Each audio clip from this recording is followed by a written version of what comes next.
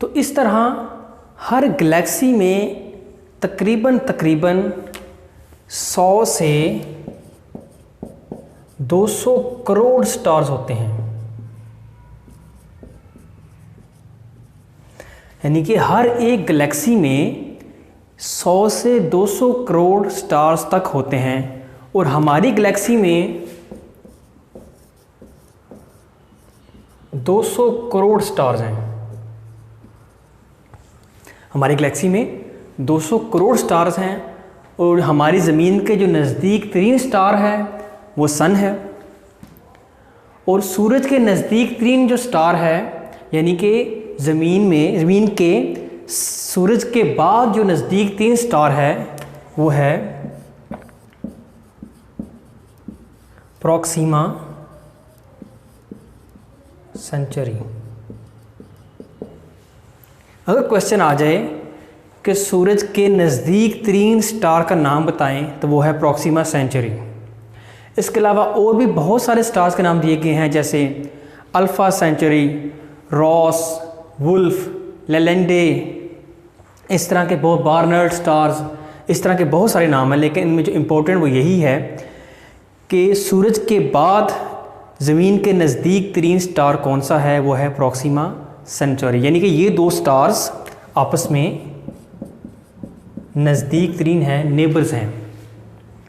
अब बात करते हैं वापस वहीं पर जहाँ से हमने बात शुरू की थी, यानी कि बिग बैंग थ्योरी के स्टार्ट पर, जहाँ हमने कहा था कि एक स्ट्रक्चर था full of clouds of dust and gas. तो उसका जब साइज़ बास्केटबॉल का हुआ तो वो उसने ब्लास्ट कर गया और वो डिफरेंट पीसेस में डिस्ट्रीब्यूट हो गया।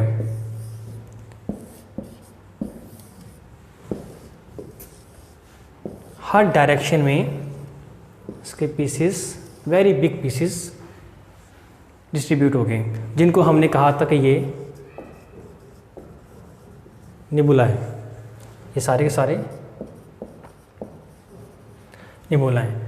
अब बिल्कुल मिल्की वे गैलेक्सी की तरह हर एक निबुला में वही हुआ कि वहाँ भी जो पीसेस थे स्मॉल और बिग, ठीक है,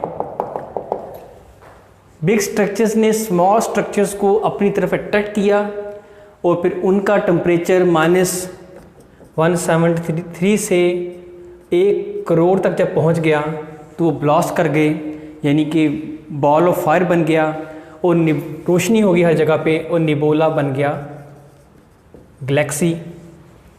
यहाँ पर स्टार्स बन गए सारे, ठीक है, एक गैलेक्सी बन गया। सेम ये भी इस तरह यहाँ भी ऐसे ही हुआ, ये भी एक गैलेक्सी है, ये भी गैलेक्सी, सारी की सारी निबोला से गैलेक्सी बनती गई। इसी तरह हमारी गैलेक्सी का नाम मिल्की वे गैलेक्सी है और मिल्की वे गैलेक्सी के नज़दीक तरीन जो गैलेक्सी है उसका नाम है एंड्रोमेडा। Andromeda Galaxy.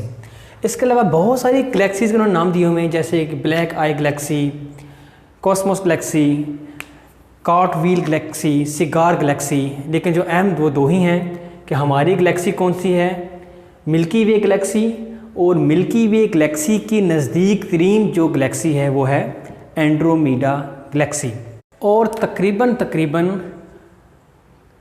कायनात के अंदर 200 करोड़ गैलेक्सीज़ पाई जाती हैं, ठीक है। यानी कि ओवरऑल कायनात में 200 करोड़ गैलेक्सीज़ हैं, 200 करोड़ निबोला कह लें या गैलेक्सीज़ कह लें। हर गैलेक्सी में 100 से 200 करोड़ स्टार्स हैं और हमारी मिल्की वे गैलेक्सी में 200 करोड़ स्टार्स हैं। अब बात करते हैं थोड़ी सी स्टार की। हम बात करते हैं अपने स्टार यानी सन की। याद रखिए हर स्टार का temperature more than 1 crore degree centigrade होता है। किसी भी स्टार का टेम्परेचर 1 करोड़ डिग्री सेंटीग्रेड से ज़्यादा ही होगा। हमारा स्टार सन है, इसका जो इंटरनल कोर के अंदर यानी कि इंटरनल जो इसका टेम्परेचर है वो है 1.51 करोड़ डिग्री सेंटीग्रेड। आप 1.5 भी कह लें, ठीक है। 1.5 करोड़ डिग्री सेंटीग्रेड इसका इंटरनल टेम्परेचर है। और आउटर टेम्परेचर यानी कि जो बाहर वाली तय है, एक्सटर्नल टेम्परेचर कितना है, वो है 6000 डिग्री सेंटीग्रेड टेम्परेचर इसका। Internal temperature 1.51 crore degree centigrade और एक्सटर्नल टेम्परेचर 6000 डिग्री सेंटीग्रेड।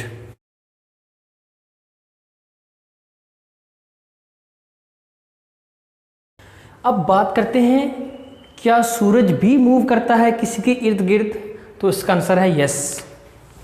ये मैं गैलेक्सी बनाता हूँ, इसमें मैंने स्टार्स या सन लाइक स्ट्रक्चर्स बना दिए, बॉल ऑफ फायर सारे बना दिए, जिनके इर्द गिर्द प्लैनेट्स मूव करते हैं। फॉर एग्जांपल ये सन है हमारा, ठीक है। क्या ये भी किसी के इर्द गिर्द मूव कर रहा है? तो हाँ, हर गैलेक्सी में तकरीबन 80,000 तकरीबन हर गैलेक्सी में 80,000 ब्लैक होल्स होते हैं, ब्लैक होल्स, ठीक है। तकरीबन 80,000। उन 80,000 में से एक सबसे बड़ा जो तकरीबन सेंटर में होता है ब्लैक होल, बहुत बड़ा, उसे कहते हैं सुपर गैलेक्टिक ब्लैक होल। सब के सब स्टार्स एक गैलेक्सी के अंदर उस सुपर गैलेक्टिक ब्लैक होल के इर्द गिर्द चक्कर लगाते हैं। यानी कि जितने भी ये स्टार्स हैं ये सुपर गैलेक्टिक ब्लैक होल के इर्द गिर्द चक्कर लगा रहे हैं, ठीक है। तो ये बड़ा अहम है, सुपर गैलेक्टिक ब्लैक होल। और अब बात करें कि ये सन कितने अरसे में एक चक्कर लगाकर वापस आता है सुपर गैलेक्टिक ब्लैक होल के इर्द गिर्द, तो वो आंसर है 25 करोड़ साल। 25 करोड़ ईयर्स। यानी कि सूरज सुपर गैलेक्टिक ब्लैक होल के इर्द गिर्द 25 करोड़ सालों में एक चक्कर लगाएगा, और इसको कहते हैं कॉस्मोस ईयर।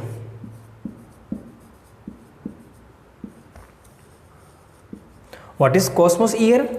यानी कि सूरज उस कॉस्मोस ईयर में सुपर गैलेक्टिक ब्लैक होल के इर्द गिर्द चक्कर लगाएगा, जो कि 25 करोड़ साल बनते हैं। तो अब बात करते हैं कि कौन से स्ट्रक्चर्स कहाँ पे मूव कर रहे हैं। तो सबसे पहले बात करेंगे गैलेक्सी की। तो हमें पता है जो गैलेक्सी है वो अपने पॉइंट से, यानी कि बिग बैंग पॉइंट से अवे मूव कर रही है, क्योंकि फ्रिक्शन नहीं है खला में, तो आज तक वो मूव ही करती जा रही है। इसीलिए कहते हैं कि जो यूनिवर्स वो एक्सपेंड हो रही है, स्प्रेड हो रही है। गैलेक्सी अपने ओरिजिन पॉइंट से अवे मूव कर रही है। उसके बाद आ गए स्टार्स, इसमें सन भी शामिल है। ये सुपर गैलेक्टिक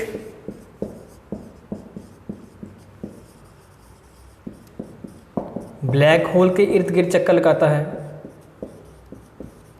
अपने राउंड ऑर्बिट के ज़रिए वो मूव करता है। उसके बाद बात करते हैं प्लैनेट्स की। प्लैनेट्स ऑब्वियसली अपने स्टार्स के इर्द गिर्द चक्कर लगाते हैं। जैसे हमारा प्लैनेट जो अर्थ है वो हमारा स्टार सन के इर्द गिर्द चक्कर लगाता है, सूरज के इर्द गिर्द।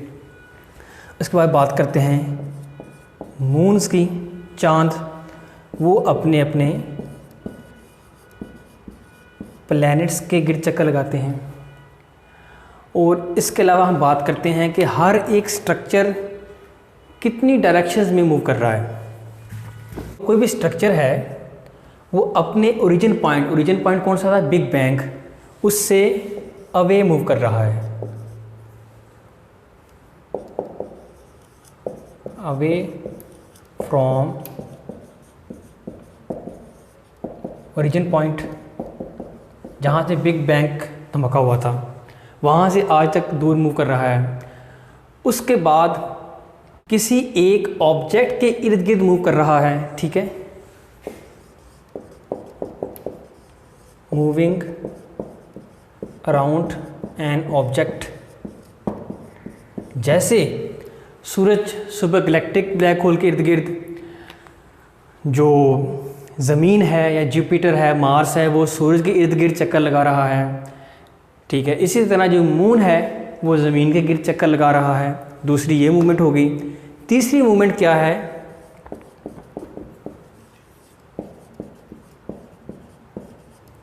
मूविंग अराउंड इट्स एक्सिस, यानी खुद ही वो गोल गोल घूम रहा है, जैसे कि ज़मीन मुकम्मल गोल घूमती है, ठीक है।